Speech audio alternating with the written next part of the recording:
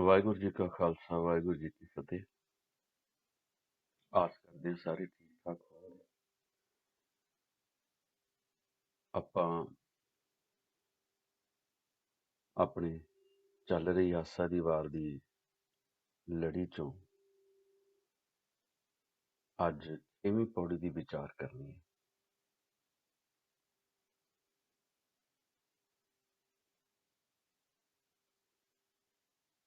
ਬਾਬੇ ਨਾਨਕ ਨੇ ਬਹੁਤ ਸਪਸ਼ਟ ਕੀਤਾ ਆਪਣੀ ਬਾਣੀ 'ਚ,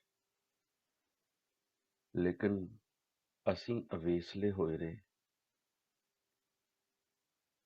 ਅਸੀਂ ਕਿਤਾਬੀ ਗਿਆਨ ਦੇ ਵਿੱਚ ਗੁਆਚੇ ਰਹੇ। ਅਸੀਂ ਹੋਰਨਾਂ ਵਾਦਾਂ ਵਿਵਾਦਾਂ ਦੇ ਵਿੱਚ ਰੁੱਝੇ ਰਹੇ।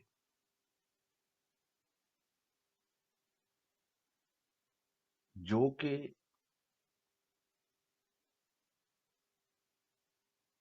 ਇਹਨਾਂ ਮਸਲਿਆਂ ਨੇ ਸਾਡਾ ਸਮਾਂ ਬਹੁਤ ਖਰਾਬ ਕਰਤਾ। ਅਸੀਂ ਸਭ ਤੋਂ ਵੱਧ ਅਹਿਮੀਅਤ ਗੁਰਬਾਣੀ ਨੂੰ ਦੇਣੀ ਸੀ। ਅਸੀਂ ਉਹ ਅਹਿਮੀਅਤ ਹੋਰਨਾਂ ਚੀਜ਼ਾਂ ਨੂੰ ਦੇ ਦਿੱਤੀ। ਅੱਗੇ ਜਾ ਕੇ ਕਰਾਂਗੇ ਸਾਰਾ ਖੁਲਾਸਾ ਇਹਦਾ, ਪਹਿਲਾਂ ਵੀ ਥੋੜਾ ਥੋੜਾ ਕਰਦੇ ਆਏ ਹਾਂ। ਬਾਬਾ ਨਾਨਕ ਸਾਫ਼ ਕਹਿੰਦਾ ਕਿ ਜਿਨ ਕੰਨ ਕੀਤੇ ਅੱਖੀ ਨਾਕ। ਕੰਨ, ਅੱਖਾਂ, ਨੱਕ, ਜਿਨ ਜਿਹਵਾ ਦਿੱਤੀ ਬੋਲੇ ਤਾਤ। ਔਰ ਰਸਨਾ ਜਿਹੜੀ ਦਿੱਤੀ ਸੀ ਨਾਮ ਜਪਣ ਵਾਸਤੇ, ਅਸੀਂ ਉਸ ਰਸਨਾ ਦੀ ਵਰਤੋਂ ਜਿਹੜੀ ਆ ਉਹ ਹੋਰ ਹੀ ਕਿਸੇ ਪਾਸੇ ਕਰਦੇ। ਜਿਨ ਮਨ ਰਾਖਿਆ ਅਗਨੀ ਪਾਏ।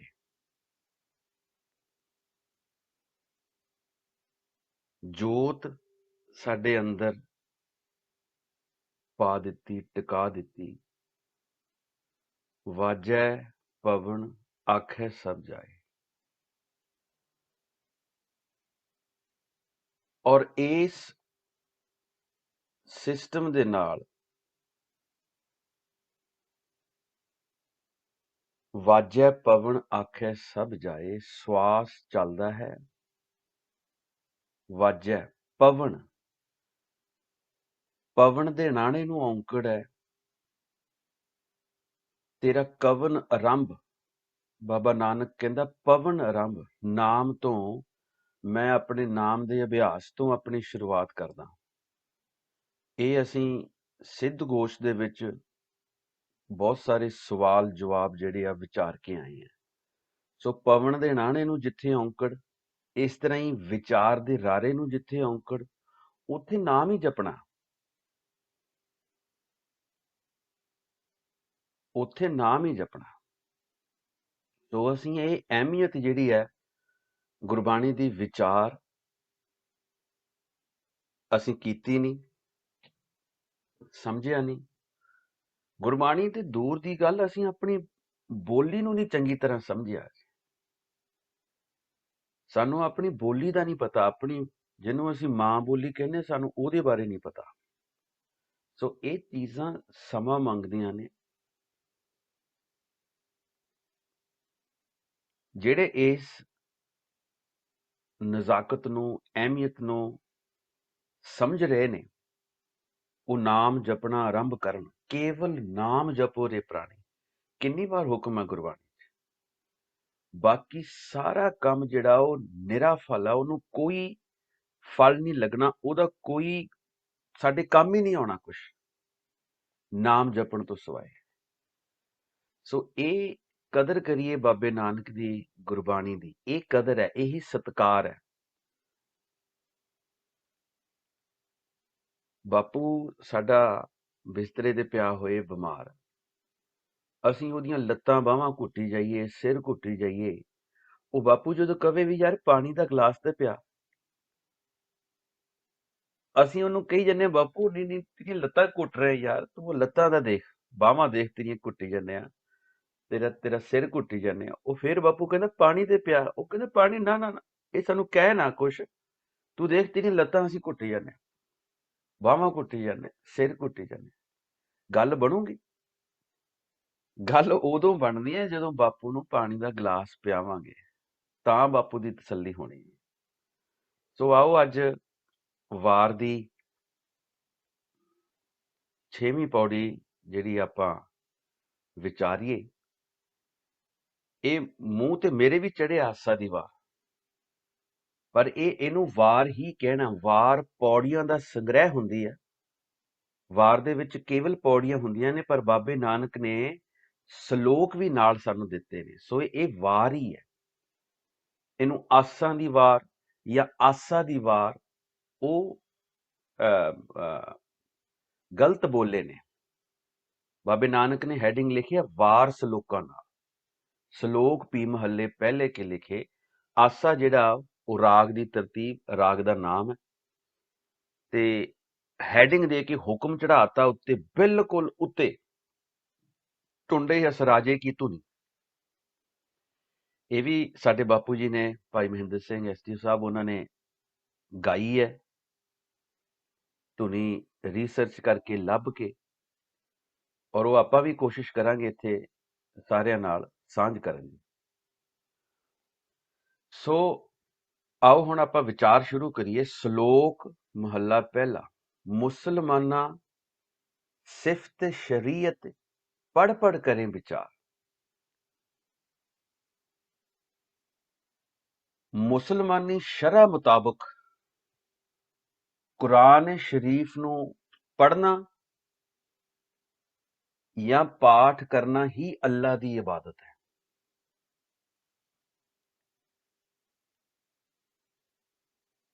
ਸ਼ਰਅ ਦੀ ਵਡਿਆਈ ਸਭ ਤੋਂ ਵਧੇਕ ਚੰਗੀ ਲੱਗਦੀ ਹੈ। ਸ਼ਰਅ ਕੀ ਹੈ? ਸ਼ਰਅ ਹੈ ਕੋਡ ਆਫ ਕੰਡਕਟ। ਉਹ ਸ਼ਰਅ ਨੂੰ ਪੜ ਪੜ ਕੇ ਵਿਚਾਰ ਕਰਦੇ ਆ। ਸੋ ਉਹ ਸ਼ਰਅ ਦੇ ਮੁਤਾਬਕ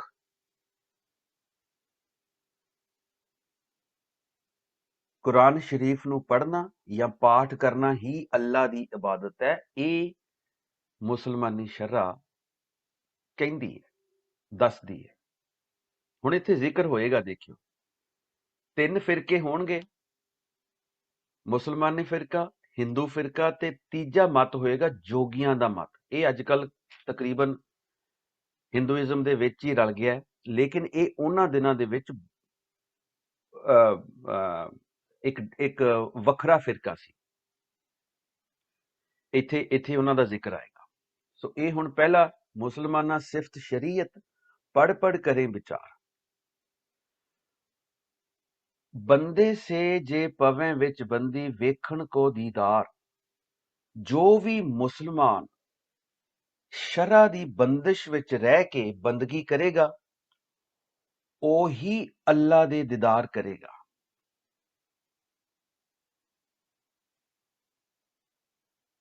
ਅੱਲਾ ਦਾ ਦੀਦਾਰ ਦੇਖਣ ਲਈ ਉਹੀ ਸ਼ਰਅ ਦੀ ਵਡਿਆਈ,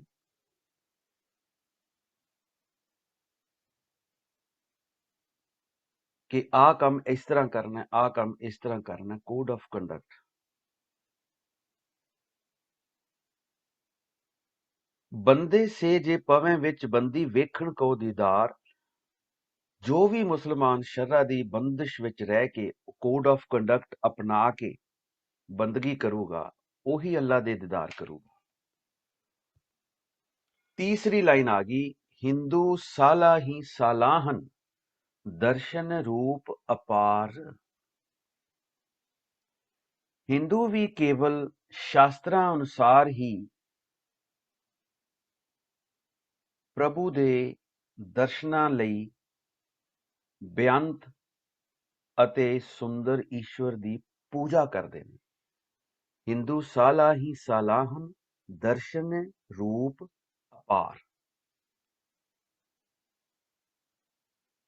ਉਹ ਵੀ ਸ਼ਾਸਤਰਾਂ ਅਨੁਸਾਰ ਹੀ ਕਰਦੇ ਆ ਸਾਰਾ ਕੁਝ।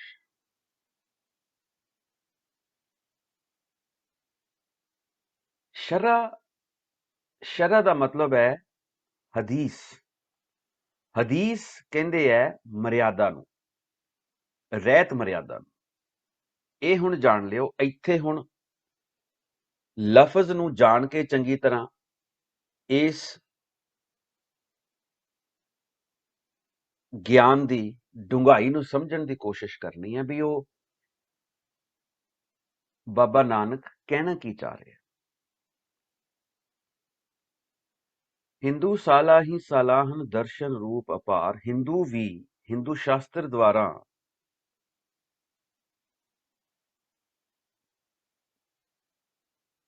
ਪਰਮਾਤਮਾ ਦੇ ਦਰਸ਼ਨਾਂ ਲਈ ਉਸ ਬੇਅੰਤ ਔਰ ਸੁੰਦਰ ਈਸ਼ਵਰ ਦੀ ਪੂਜਾ ਕਰਦੇ ਆ। ਕਿਵੇਂ ਕਰਦੇ ਆ? ਉਹ ਅਗਲਾ ਸਟੈਪ, ਤੀਰਥ ਨਾਵੇਂ ਅਰਚਾ ਪੂਜਾ ਅਗਰਵਾਸ ਬਹਿਕਾਰ। ਤੀਰਥ ਇਸ਼ਨਾਨ, ਮੂਰਤੀਆਂ ਅੱਗੇ ਭੇਟਾ ਕਰਕੇ। ਤੀਰਥ ਨਾਵੇਂ ਅਰਚਾ ਪੂਜਾ, ਤੀਰਥ ਇਸ਼ਨਾਨ ਕਰਕੇ, ਮੂਰਤੀਆਂ ਅੱਗੇ ਭੇਟਾ ਕਰਕੇ, ਆਰਤੀ ਕਰਕੇ, ਧੂਫ ਬਾਲ ਕੇ ਮਹਿਕ ਦਾ ਪਸਾਰਾ ਕਰਦੇ ਆ, ਚੰਦਨ ਆਦ ਲਾਉਂਦੇ ਆ। ਤੀਰਥ ਨਾਵੇਂ ਅਰਚਾ ਪੂਜਾ ਅਗਰਵਾਸ ਬਹਕਾਰ।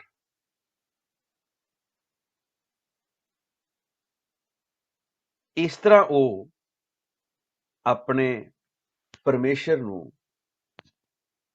ਧਿਆਉਂਦੇ ਆ, ਉਹਦੀ ਪੂਜਾ ਕਰਦੇ ਆ। ਇਹ ਉਹਨਾਂ ਦੀ ਵਿਧੀ ਹੈ। ਹੋਰ ਅੱਗੇ ਚੱਲੀਏ। ਤੀਜਾ ਫਿਰਕਾ ਆ ਗਿਆ ਮੁਸਲਮਾਨ, ਫਿਰ ਹਿੰਦੂ, ਫਿਰ ਤੀਜਾ ਫਿਰਕਾ ਆ ਗਿਆ ਜੋਗੀ। ਜੋਗੀ ਕੀ ਕਰਦੇ ਆ? ਜੋਗੀ ਸੁਨ ਧਿਆਵਨ ਜੇਤੇ ਅਲਖ ਨਾਮ ਕਰਤਾਰ।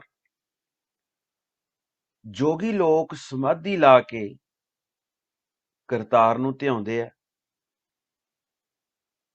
ਅਲਖ ਨਿਰੰਜਨ ਇਦਾਂ ਕਰਦੇ ਆ। ਸੂਖਮ ਮੂਰਤ ਨਾਮ ਨਿਰੰਜਨ ਕਾਇਆ ਕਾ ਆਕਾਰ। ਜੋਗ ਮਤ ਦੇ ਅਨੁਸਾਰ ਜੋਗੀ ਸੂਖਮ ਰੂਪ ਵਾਲੇ ਪਰਮੇਸ਼ਰ ਦਾ ਧਿਆਨ ਧਰਨ ਲਈ ਸਮਾਧੀ ਲਾਉਂਦੇ ਆ। ਔਰ ਇਹ ਸਮਾਧੀ ਲਾਉਣ ਲਈ ਉਹ ਇਕਾਂਤ ਭਾਲਦੇ ਆ। ਇਕਾਂਤ ਭਾਲਣ ਕਰਕੇ ਘਰ-ਬਾਰ ਦਾ ਤਿਆਗ ਕਰਦੇ ਆ, ਗ੍ਰਸਤ ਦਾ ਤਿਆਗ ਕਰਦੇ ਆ, ਜਿਹੜਾ ਬਾਬੇ ਨਾਨਕ ਨੇ ਪ੍ਰਵਾਨ ਹੀ ਨਹੀਂ ਕੀਤਾ। ਉਹ ਮੰਨਦੇ ਹੈ ਕਿ ਪਰਮੇਸ਼ਰ ਮਾਇਆ ਤੋਂ ਨਿਰਲੇਪ ਹੈ ਤੇ ਸਾਰਾ ਜਗਤ ਰੂਪੀ ਆਕਾਰ ਹੀ ਉਸ ਦੀ ਕਾਇਆ ਹੈ।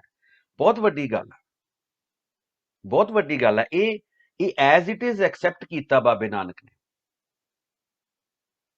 ਨਾਮ ਦੇ ਮੰਮੇ ਨੂੰ ਔਂਕੜ ਆ, ਮੰਨਦੇ ਨੇ ਉਹ ਵੀ।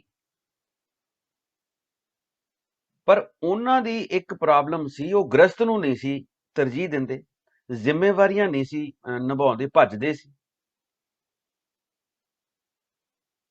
ਹੋਰ ਅੱਗੇ ਚੱਲੀਏ। ਸੂਖਮ ਮੂਰਤ ਨਾਮ ਨਿਰੰਜਨ ਕਾਇਆ ਕਾ ਆਕਾਰ। ਅੱਗੇ ਸਤੀਆਂ ਮਨ ਸੰਤੋਖ ਉਪਜੈ ਦੇਣਾ ਕਹਿ ਵਿਚਾਰ। ਸੋ ਜੋਗੀ ਜਿਹੜੇ ਸੀ ਉਹ ਸਮਾਧੀਆਂ ਚ ਲੀਨ ਰਹਿੰਦੇ ਸੀ, ਪਰਮਾਤਮਾ ਨੂੰ ਧਿਆਉਂਦੇ ਸੀ। ਉਹ ਮੰਨਦੇ ਸੀ ਕਿ ਰੱਬ ਜਿਹੜਾ ਹੈ ਮਾਇਆ ਤੋਂ ਨਿਰਲੇਪ ਹੈ, ਸਾਰਾ ਜਗਤ ਰੂਪੀ ਆਕਾਰ ਹੀ ਉਸ ਦੀ ਕਾਇਆ ਹੈ। ਸਤੀਆ ਮਨ ਸੰਤੋਖ ਉਪਜੈ ਦੇਣਾ ਕਹਿ ਵਿਚਾਰ। ਸਤੀਆਂ, ਇਹਨੂੰ ਸਤੀਆਂ ਨਹੀਂ ਪੜ੍ਹਨਾ, ਉਹ ਲਫ਼ਜ਼ ਡਿਫਰੈਂਟ ਹੈ। ਤਾਂ ਹੀ ਮੈਂ ਕਹਿੰਦਾ ਵੀ ਲੈਂਗੁਏਜ ਵੱਲ ਬਹੁਤ ਸਾਨੂੰ ਧਿਆਨ ਦੇ। ਇਹਨੂੰ ਸਤੀਆ ਹੀ ਪੜ੍ਹਨਾ ਹੈ। ਸਤੀਏ ਹੁੰਦੇ ਨੇ ਦਾਨੀ ਲੋਕ, ਦਾਨੀ ਲੋਕ ਸਤਿਆ, ਜਿਹੜੇ ਕਿਸੇ ਲੋੜਵੰਦ ਨੂੰ ਦਾਨ ਦੇਣ ਬਾਰੇ ਸੋਚਦੇ ਆ। ਸਤੀਆਂ ਮਨ, ਹਲੇ ਸਿਰਫ ਮਨ ਦੇ ਵਿੱਚ ਹੀ ਹੈ। ਹਲੇ ਦਾਨੀ ਜਿਹੜੇ ਕਿਸੇ ਲੋੜਵੰਦ ਨੂੰ ਦਾਨ ਦੇਣ ਬਾਰੇ ਸੋਚਦੇ ਨੇ ਤੇ ਉਹਨਾਂ ਦੇ ਮਨ ਵਿੱਚ ਖੁਸ਼ੀ ਪੈਦਾ ਹੁੰਦੀ ਹੈ। ਸਤੀਆਂ ਮਨ ਸੰਤੋਖ ਉਪਜੈ ਦੇਣਾ ਕਹਿ ਵਿਚਾਰ। ਅੱਗੇ ਦੇਂਦੇ ਮੰਗੇ ਸਹਿਸਾ ਗੁਣਾ, ਦੇ ਮੰਗੇ, ਦੇ ਦੇ ਮੰਗੇ ਸਹਿਸਾ ਗੂਣਾ ਸੋਭ ਕਰੇ ਸੰਸਾਰ। ਜਦੋਂ ਕਿ ਦਾਨ ਦਿੰਦਿਆਂ ਅੰਦਰੋਂ ਅੰਦਰੀ ਪ੍ਰਮਾਤਮਾ ਪਾਸੋਂ ਹਜ਼ਾਰਾਂ ਗੁਣਾ ਹੋਰ ਮੰਗਦੇ ਆ, ਅਤੇ ਦਾਨ ਜਿਹੜਾ ਬਾਹਰੀ ਦਿੰਦੇ ਆ ਉਹਦੇ ਦੁਨੀਆ ਵਿੱਚ ਚਰਚੇ ਹੁੰਦੇ ਨੇ। ਸੋਭ ਕਰੇ ਸੰਸਾਰ, ਉਹ ਕਰਵਾਉਂਦੇ ਨੇ ਚਰਚੇ। ਆ ਹੁਣੇ ਨਿਊਜ਼ ਆਈ ਸੀ, ਹਿੰਦੁਸਤਾਨ ਦੇ ਜਿਹੜੇ ਵੱਡੇ ਬਿਜ਼ਨਸਮੈਨ ਅੰਬਾਨੀ ਔਰ ਅਡਾਨੀ ਕਹਿੰਦੇ ਵੀ 60,000 ਕਰੋੜ ਦਾਨ ਕਰ ਰਿਹਾ। ਉਹ ਪਤਾ ਨਹੀਂ ਉਹਨੇ ਕਰਨਾ ਕਿ ਨਹੀਂ ਕਰਨਾ, ਪਰ ਉਹ ਨਿਊਜ਼ ਏਦਾਂ ਚਲਾਈ ਉਹਨ ਮੀਡੀਆ ਨੇ, ਬਈ ਸਮਝ ਲਓ ਵੀ ਉਹ 60,000 ਕਰੋੜ ਉਹਨੇ ਦਾਨ ਕਰ ਹੀ ਦਿੱਤਾ। ਸੋਭ ਕਰੇ ਸੰਸਾਰ। ਔਰ ਫਿਰ ਉਹਨਾਂ ਨੇ ਹਜ਼ਾਰਾਂ ਵਸੀਲੇ ਕਰਕੇ ਹਜ਼ਾਰਾਂ ਗੁਣਾ ਹੋਰ ਇਕੱਠਾ ਕਰਨਾ। ਤਾਂ ਇਹ ਬਾਬਾ ਨਾਨਕ ਰਿਜੈਕਟ ਕਰ ਰਿਹਾ ਇਸ ਚੀਜ਼ ਨੂੰ, ਕਹਿੰਦੇ ਕਰੀ ਚੱਲੋ, ਪਰ ਇਹ ਸਾਡਾ ਮਾਰਗ ਨਹੀਂ, ਸਿੱਖੀ ਦਾ ਮਾਰਗ ਨਹੀਂ ਹੈ। ਦੇ ਮੰਗੇ ਸਹਿਸਾ ਗੁਣਾ ਸੋਭ ਕਰੇ ਸੰਸਾਰ।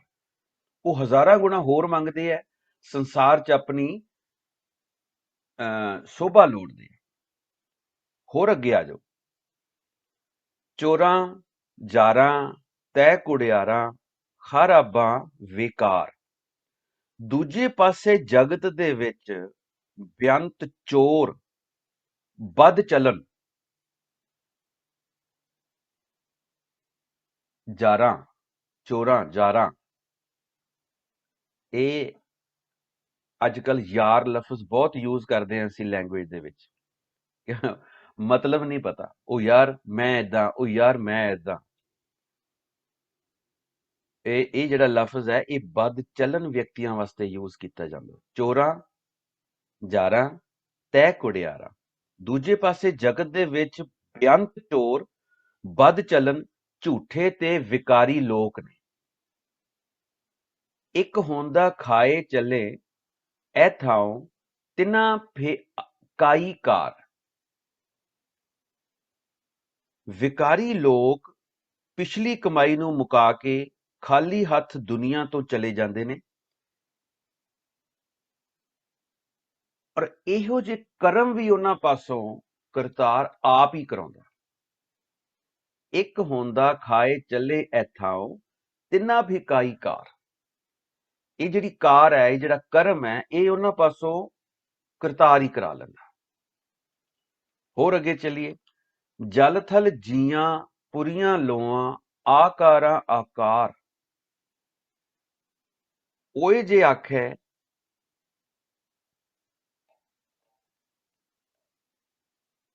ਓਏ ਜੇ ਆਖੈ ਸੋ ਤੂੰ ਹੈ ਜਾਣੈ ਤਿੰਨਾ ਪੇ ਤੇਰੀ ਸਾਰ। ਹੁਣ ਪਾਣੀ 'ਚ ਧਰਤੀ ਤੇ ਵਸਣ ਵਾਲੇ ਬੇਅੰਤ ਲੋਆਂ ਪੁਰੀਆਂ ਅਤੇ ਬ੍ਰਹਿਮੰਡ ਦੇ ਜੀਵ ਜੋ ਵੀ ਆਖਦੇ ਬੋਲਦੇ ਨੇ, ਉਹ ਕੇਵਲ ਕਰਤਾਰ ਹੀ ਜਾਣਦਾ ਤੇ ਉਹਨਾਂ ਦੀ ਪ੍ਰਤਿਪਾਲਨਾ ਕਰਦਾ। ਓਏ ਜੇ ਆਖੈ ਸੋ ਤੂੰ ਹੈ ਜਾਣੈ ਤਿੰਨਾ ਵੀ ਤੇਰੀ ਸਾਰ। ਉਹਨਾਂ ਦੀ ਪ੍ਰਤਿਪਾਲਨਾ, ਉਹਨਾਂ ਦੀ ਸਾਰ ਵੀ ਪ੍ਰਮਾਤਮਾ ਹੀ ਲੈਂਦਾ। ਨਾਨਕ ਭਗਤਾਂ ਭੁੱਖ ਸਲਾਹਣ ਸੱਚ ਨਾਮ ਆਧਾਰ। ਹੁਣ ਨਾਨਕ ਜੋਤ ਕੀ ਗਿਆਨ ਸਾਨੂੰ ਦੇ ਰਹੀ ਹੈ ਕਿ ਭਗਤਾਂ ਨੂੰ ਕੇਵਲ ਬੰਦਗੀ ਦੀ ਹੀ ਭੁੱਖ ਹੈ। ਉਹਨਾਂ ਨੇ ਕੋਈ ਸਤੀਏ ਨਹੀਂ ਕਮਾਉਣਾ, ਸੰਸਾਰ ਦੀ ਸੋਭਾ ਨਹੀਂ ਲੈਣੀ।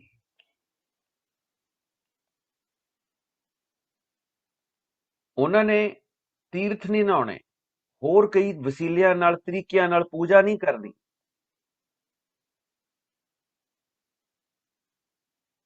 ਔਰ ਕਿਸੇ ਕੋਡ ਆਫ ਕੰਡਕਟ ਦੇ ਨਾਲ ਸੰਬੰਧ ਨਹੀਂ ਉਹਨਾਂ ਦਾ। ਨਾਮ ਹੀ ਉਹਨਾਂ ਦਾ ਕੋਡ ਆਫ ਕੰਡਕਟ ਹੈ, ਨਾਮ ਹੀ ਉਹਨਾਂ ਦੀ ਸ਼ਰਅ ਹੈ, ਨਾਮ ਹੀ ਉਹਨਾਂ ਦੀ ਰਹਿਤ ਮਰਿਆਦਾ ਹੈ। ਇਹ ਗਿਆਨ ਲਿਖਿਆ ਪਿਆ ਬਾਬੇ ਨਾਨਕ ਦਾ, ਫਿਰ ਇਹਦੀ ਕੀ ਵੈਲਿਊ ਰਹੂਗੀ ਜੇ ਅਸੀਂ ਕੋਡ ਆਫ ਕੰਡਕਟ ਹੀ ਸਾਰਾ ਕੁਝ ਕਹਿਤਾ ਵੀ ਇਹੀ ਸਾਰਾ ਕੁਝ ਹੈ, ਸਾਹਮਣੇ ਆ ਅੱਖਰ ਲਿਖੇ, ਅਸੀਂ ਇਹਦੇ ਵਿੱਚੋਂ ਹੀ ਸਾਰਾ ਕੁਝ ਖੋਜ ਕਰ ਰਹੇ ਹਾਂ, ਗਿਆਨ ਲੈ ਰਹੇ ਹਾਂ। ਨਾਨਕ ਜੋਤ ਕਹਿੰਦੀ ਹੈ ਕਿ ਭਗਤਾਂ ਨੂੰ ਕੇਵਲ ਬੰਦਗੀ ਦੀ ਹੀ ਭੁੱਖ ਹੈ, ਹਰੀ ਦਾ ਅਟਲ ਨਾਮ ਹੀ ਉਹਨਾਂ ਦਾ ਆਸਰਾ ਹੈ, ਸਦਾ ਆਨੰਦ ਰਹੇ ਦਿਨ ਰਾਤੀ, ਗੁਣਵੰਤਿਆਂ ਪਾਛਾਰ। ਉਹ ਦਿਨ ਰਾਤ ਆਨੰਦ ਵਿੱਚ ਰਹਿੰਦੇ ਨੇ, ਕਰਮਖੰਡ ਦੀ ਅਵਸਥਾ ਵਿੱਚ। ਆਨੰਦ ਦੇ ਦੱਦੇ ਨੂੰ ਸਿਹਾਰੀ ਆ ਗਈ, ਆਨੰਦ ਦੇ ਵਿੱਚ, ਉਸ ਇੱਕ ਅਵਸਥਾ ਦੇ ਵਿੱਚ ਜਿਹਦਾ ਜ਼ਿਕਰ ਅਸੀਂ ਜਪ ਬਾਣੀ ਚ ਕੀਤਾ, ਜਿੱਥੇ ਕੋਈ ਕਿਸੇ ਨਾਲ ਅਟੈਚਮੈਂਟ ਨਹੀਂ ਹੈ, ਕੋਈ ਕਾਮ ਕ੍ਰੋਧ ਲੋਭ ਮੋਹ ਹੰਕਾਰ ਦੀ ਕੋਈ ਥਾਂ ਨਹੀਂ ਉੱਥੇ।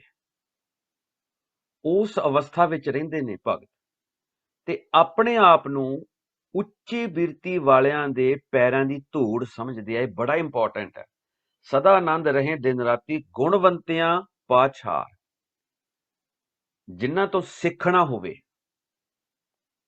ਜਿਹੜੇ ਗੁਣੀ ਬੰਦੇ ਹੋਣ, ਜਿਹੜੇ ਉੱਚੀ ਬਿਰਤੀ ਵਾਲੇ ਹੋਣ, ਉਹਨਾਂ ਦੇ ਪੈਰਾਂ ਦੀ ਧੂੜ ਆਪਣੇ ਆਪ ਨੂੰ ਸਮਝਣਾ ਹੈ। ਬੜੀ ਇੰਪੋਰਟੈਂਟ ਗੱਲ ਹੈ। ਸੋ ਇੱਥੇ ਸਾਡਾ ਸ਼ਲੋਕ ਮਹੱਲਾ ਪਹਿਲਾ ਜਿਹੜਾ ਇਸ ਪੌੜੀ ਦੇ ਨਾਲ ਹੈ, ਉਹਦੀ ਸਮਾਪਤੀ ਹੁੰਦੀ ਹੈ। ਹੁਣ ਆਪਾਂ ਅੱਗੇ ਚੱਲੀਏ। ਮਹੱਲਾ ਪਹਿਲਾ। ਮਿੱਟੀ ਮੁਸਲਮਾਨ ਕੀ ਪੀੜੈ ਪਈ ਘੁਮਿਆਰ। ਕਹਿੰਦੇ ਆ ਵੀ ਕਬਰਾਂ ਦੀ ਜਿਹੜੀ ਮਿੱਟੀ ਹੈ ਉਹ ਭਾਂਡੇ ਬਣਾਉਣ ਲਈ ਬਹੁਤ ਅਨੁਕੂਲ ਹੁੰਦੀ ਹੈ।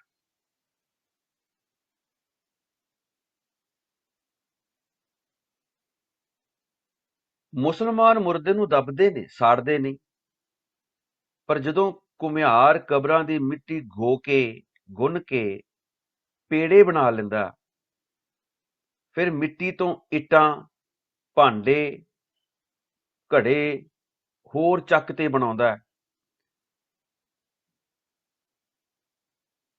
ਤੇ ਜਦੋਂ ਭਾਂਡੇ ਆਵੀ ਵਿੱਚ, ਓਵਨ ਜਿਹਨੂੰ ਆਪਾਂ ਅੰਗਰੇਜ਼ੀ ਚ ਕਹਿੰਦੇ ਆ, ਭਾਂਡੇ ਪਕਾਏ ਜਾਂਦੇ ਆ,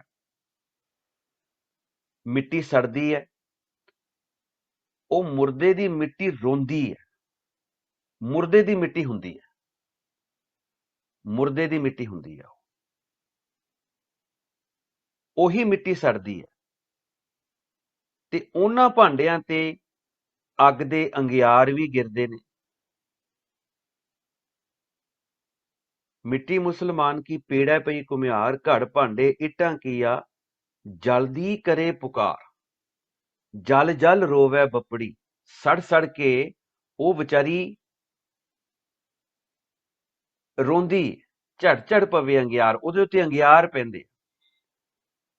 ਤੇ ਨਾਨਕ ਜੋਤ ਕੀ ਗਿਆਨ ਦਿੰਦੀ ਹੈ? ਨਾਨਕ ਜਿਨ ਕਰਤੈ ਕਾਰਨ ਕੀਆ, ਸੋ ਜਾਣੇ ਕਰਤਾਰ। ਕੇ ਅਜਿਹਾ ਸਬੱਬ ਬਣਾਉਣ ਵਾਲਾ ਕਰਤਾਰ ਪਰਮਾਤਮਾ ਪਰਮੇਸ਼ਰ ਆਪ ਹੀ ਹੈ। ਉਹ ਆਪ ਹੀ ਸਾਰਾ ਕੁਝ ਜਾਣਦਾ।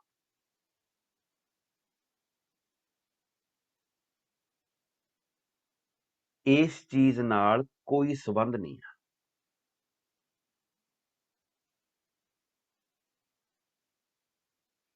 ਮੁਸਲਮਾਨ ਦੱਬਦੇ ਨੇ ਕਬਰਾਂ 'ਚ, ਉਹ ਕਿਤੇ ਬੱਬੀ ਸਬੱਬੀ ਘੁਮਿਆਰ ਜਿਹੜਾ ਉਹ ਮਿੱਟੀ ਪੁੱਟ ਕੇ ਲੈ ਜਾਂਦਾ, ਉਹਨਾਂ ਭਾਂਡਿਆਂ ਤੋਂ ਫਿਰ ਉਹ ਮਿੱਟੀ ਗੁੰਨ ਕੇ ਪੇੜੇ ਬਣਾਉਂਦਾ, ਮਿੱਟੀ ਤੋਂ ਫਿਰ ਇੱਟਾਂ ਬਣਦੀਆਂ ਨੇ, ਭਾਂਡੇ ਬਣਦੇ ਆ, ਤੇ ਜਦੋਂ ਭਾਂਡੇ ਉਹ ਪੱਕਦੇ ਨੇ ਆਵੀ ਦੇ ਵਿੱਚ, ਮਿੱਟੀ ਸੜਦੀ ਹੈ, ਤੇ ਉਹਨਾਂ ਭਾਂਡਿਆਂ ਤੇ ਅੱਗ ਦੇ ਅੰਗਿਆਰ ਵੀ ਗਿਰਦੇ ਹੈ। ਸੋ ਨਾਨਕ ਜੋਤ ਕਹਿੰਦੀ ਹੈ ਕਿ ਐਸਾ ਸਬੱਬ ਬਣਾਉਣ ਵਾਲਾ ਵੀ ਕਰਤਾਰ ਹੈ, ਇਹ ਉਹਦੀ ਮਰਜ਼ੀ ਹੈ। ਸੋ ਜਾਣੇ ਕਰਤਾਰ, ਮੇਰਾ ਨਹੀਂ ਕੁਛ ਸੰਬੰਧ ਇਹਦੇ ਨਾਲ। ਅੱਗੇ ਆਉਂਦੀ ਹੈ ਪੌੜੀ। ਬਿਨ ਸਤਗੁਰ ਕਿਨੈ ਨਾ ਪਾਇਓ, बिन सतगुर किने न पाया।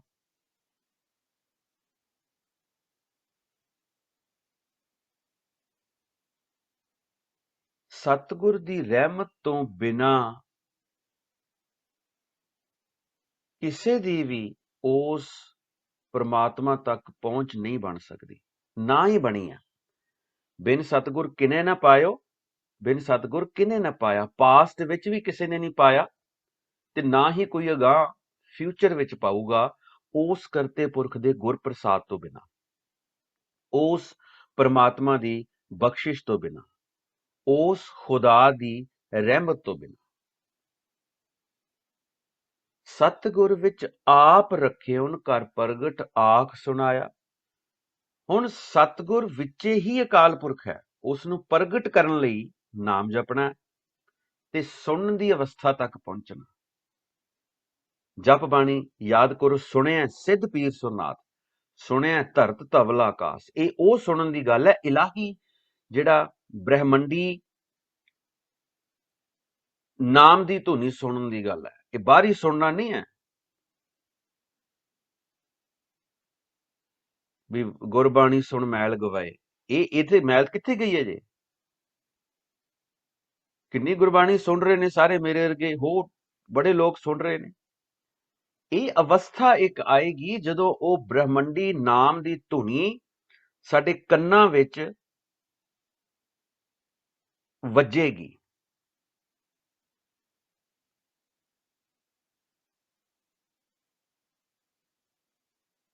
ਸਤਿਗੁਰ ਮਿਲਿਆ, ਐੜੇ ਨੂੰ ਦੋ ਲਾਵਾਂ, ਮਿਲਣ ਤੋਂ ਬਾਅਦ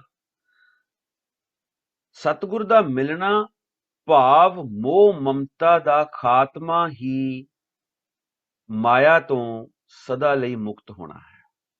ਸਤਿਗੁਰ ਮਿਲਿਆ ਸਦਾ ਮੁਕਤ ਹੈ, ਜਿਨ ਵਿੱਚੋਂ ਮੋਹ ਚੁਕਾਇਆ। ਹੁਣ ਇਹ ਇੱਥੇ ਕੱਲਾ ਮੋਹ ਦਾ ਜ਼ਿਕਰ ਹੈ। ਇਹਨੂੰ ਅਗੇਨ ਯਾਦ ਰੱਖਿਓ, ਜਿੱਥੇ ਪੰਜਾਂ ਚੋਂ ਇੱਕ ਦਾ ਵੀ ਜ਼ਿਕਰ ਆ ਜੇ ਨਾਲ +4 ਕਰ ਲਓ ਉਹਦੇ, ਕਾਮ, ਕ੍ਰੋਧ, ਲੋਭ ਤੇ ਹੰਕਾਰ ਮੋਹ ਦੇ ਨਾਲ ਆ ਜਾਓ। ਜਿੱਥੇ ਕੱਲਾ ਹੰਕਾਰ ਹੈ ਉੱਥੇ ਕਾਮ, ਕ੍ਰੋਧ, ਲੋਭ, ਮੋਹ ਐਡ ਕਰ ਲਓ। ਇਹ ਪੰਜੋ ਇਕੱਠੇ ਹੀ ਚੱਲਣਗੇ। ਇਹ ਨਹੀਂ ਵੀ ਮੋਹ ਮੁੱਕ ਗਿਆ ਤੇ ਉਹ ਚ ਕਾਮ ਖਤਮ ਹੋ ਜਾਊਗਾ। ਕੱਲੇ ਮੋਹ ਦਾ ਨਹੀਂ ਮੁਕਾਉਣਾ, ਪੰਜਾਂ ਦਾ ਇਕੱਠਿਆਂ ਹੀ ਨਾਸ ਕਰਨਾ।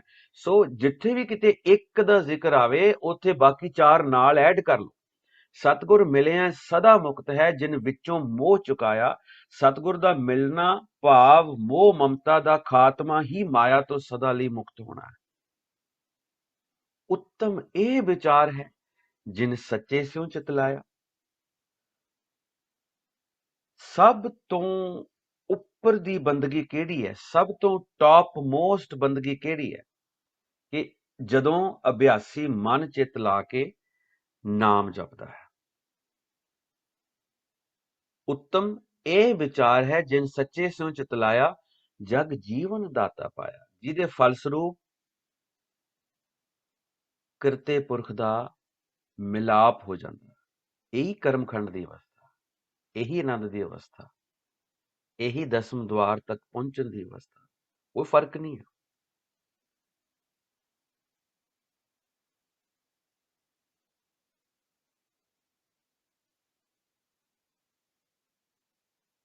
ਸੋ ਇਸ ਗੱਲ ਨੂੰ ਸਮਝਣ ਦੀ ਕੋਸ਼ਿਸ਼ ਕਰਨੀ ਹੈ ਕਿ ਬਾਬਾ ਗਿਆਨ ਬੜਾ ਖੂਬਸੂਰਤ ਹੈ, ਬੜਾ ਹੀ ਨਿਰਾਲੀਆਂ ਗੱਲਾਂ ਨੇ ਬਾਬੇ ਨਾਨਕ ਦੀਆਂ, ਪਰ ਇਹਨੂੰ ਪ੍ਰੈਕਟੀਕਲੀ ਕੋਸ਼ਿਸ਼ ਕਰਨੀ ਹੈ ਇਸ ਚੀਜ਼ ਨੂੰ ਲੈ ਕੇ ਆਉਣ ਦੀ। ਇਹਨੂੰ ਪੜ੍ਹ ਕੇ ਨਹੀਂ ਸਰਨਾ ਨਾ, ਪੜ੍ਹ ਕੇ ਨਹੀਂ ਸਰਨਾ। ਇਹ ਆਪਾਂ ਉਹ ਪਾਠ ਦੇ ਪ੍ਰਕਰਨ ਦੇ ਵਿੱਚ, ਗ੍ਰਾਮਰ ਵਾਲੇ ਪ੍ਰਕਰਨ ਦੇ ਵਿੱਚ ਸਭ ਇਹਦੇ ਇਹਦੇ ਇਹਦੇ ਆਪਾਂ ਖੋਲ ਆਏ ਆ। ਸਭ ਜੋ ਵੀ ਭੇਦ ਸੀਗੇ, ਜੋ ਡਿਸੀਜਨ ਬਾਬੇ ਨਾਨਕ ਨੇ ਬਣਾਇਆ, ਇੰਨਾ ਕੁਝ ਦੇਖ ਚਾਖ ਕੇ, ਇੰਨੇ ਫਿਰਕਿਆਂ ਨੂੰ, ਇੰਨੇ ਧਰਮਾਂ ਨੂੰ ਦੇਖ ਚਾਖ ਕੇ, ਉਹ ਇੱਕੋ ਹੀ ਡਿਸੀਜਨ ਉਹਨੇ ਦਿੱਤਾ ਕਿ ਜਪੋ ਤਾਂ ਇੱਕੋ ਨਾਮਾ, ਅਵਰ ਨਿਰਾ ਫਲ ਕਾਮਾ। ਹੋਰ ਕਿਸੇ ਕੰਮ ਨੂੰ ਫਲ ਲੱਗਣਾ ਹੀ ਨਹੀਂ। ਸੋ do not waste your time, do not waste your precious time of life ਨਾਮ ਜਪਣਾ ਬੜਾ ਇੰਪੋਰਟੈਂਟ ਹੈ ਬਾਬੇ ਨਾਨਕ ਦੇ ਘਰ ਦੇ ਵਿੱਚ। ਜਿਉਂ-ਜਿਉਂ ਨਾਮ ਜਪਾਂਗੇ, ਨਾਮ ਦੀ ਕਮਾਈ ਕਰਾਂਗੇ, ਤਿਉਂ-ਤਿਉਂ ਆ ਸਭ ਗੁਰਬਾਣੀ ਦੇ ਸਭ ਤੁਹਾਡੇ ਅੱਗੇ ਖੁੱਲਦਾ ਜਾਣਾ ਕੰਮ। ਮਾਈਂਡਸੈਟ ਚੇਂਜ ਕਰਨਾ ਪਊ ਸਾਨੂੰ। ਇਹ ਨਹੀਂ ਵੀ ਸਾਨੂੰ ਜੋ ਦੱਸਤਾ ਉਹ ਠੀਕ ਹੈ ਜੀ, ਉਦਾਂ ਹੀ ਕਰੀ ਜਾਓ, ਪਾਠ ਕਰੀ ਜਾਓ, ਸਹਿਜ ਪਾਠ ਕਰੀ ਜਾਓ, ਖੰਡ ਪਾਠ ਤੇ ਉਹ ਅਮਲ ਹੋਏ ਨਾ ਉਹਦੇ ਤੇ।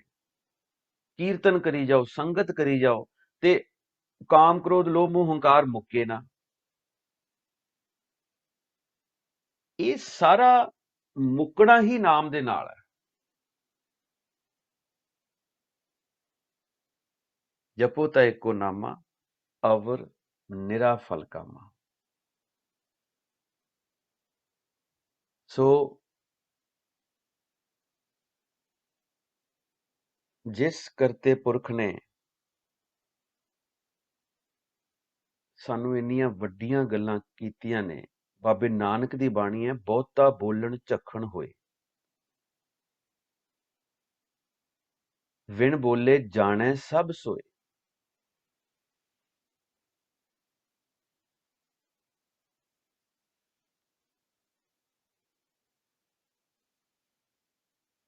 ਗਿਲਾ ਕਰਨ ਦਾ ਕੋਈ ਫਾਇਦਾ ਨਹੀਂ,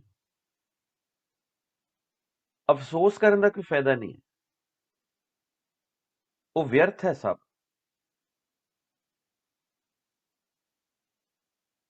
ਪਰਮਾਤਮਾ ਸਾਡੇ ਗਿਲੇ ਕਰਨ ਤੋਂ ਬਿਨਾਂ ਹੀ ਸਾਰਾ ਕੁਝ ਸਾਡੇ ਬਾਰੇ ਜਾਣਦਾ। ਇਸ ਕਰਕੇ ਖੇੜੇ 'ਚ ਰਹੋ। ਉਹ ਖੇੜੇ 'ਚ ਤਾਂ ਰਿਹਾ ਜਾਊਗਾ ਜਦੋਂ ਮਨ ਨੂੰ ਸਮਝਾਵਾਂਗੇ ਇਸ ਬ੍ਰਹਮ ਗਿਆਨ ਦੇ ਨਾਲ। ਮਨ ਸਮਝ ਗਿਆ ਤੇ ਫਿਰ ਮਨ ਨੇ ਨਾਮ ਜਪਣਾ। ਮਨ ਨੇ ਨਾਮ ਜਪਣਾ ਜੀ, ਕਿਉਂਕਿ ਹਿਰਦੇ ਨਾਮ ਵਸਾਇਓ, ਘਰ ਬੈਠੇ ਗੁਰੂ ਧਿਆਇਓ, ਸਰਵਣੀ ਸੁਣੀਐ, ਰਸਨਾ ਗਾਈਐ, ਹਿਰਦੇ ਧਿਆਈਐ ਸੋਈ।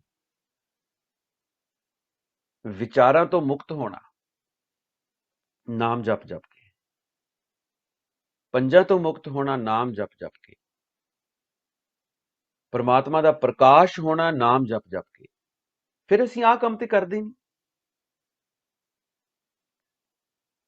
ਪਰਮਾਤਮਾ ਦੀਆਂ ਗੱਲਾਂ ਨੂੰ ਪੜ੍ਹੀ ਜਾਓ, ਪਰਮਾਤਮਾ ਦੀਆਂ ਬਾਤਾਂ ਨੂੰ ਪਾਈ ਜਾਓ, ਉੱਥੇ ਤੱਕ ਨਹੀਂ ਪਹੁੰਚਣਾ ਜਿੱਥੇ ਤੱਕ ਬਾਬਾ ਨਾਨਕ ਸਾਨੂੰ ਲਿਜਾ ਰਿਹਾ। ਸੋ ਅੱਜ ਦੇ ਵਿਚਾਰ ਆਪਾਂ ਇੱਥੇ ਸਮਾਪਤ ਕਰਦੇ ਹਾਂ। ਵਾਹਿਗੁਰੂ ਜੀ ਕਾ ਖਾਲਸਾ, ਵਾਹਿਗੁਰੂ ਜੀ ਕੀ ਫਤਿਹ।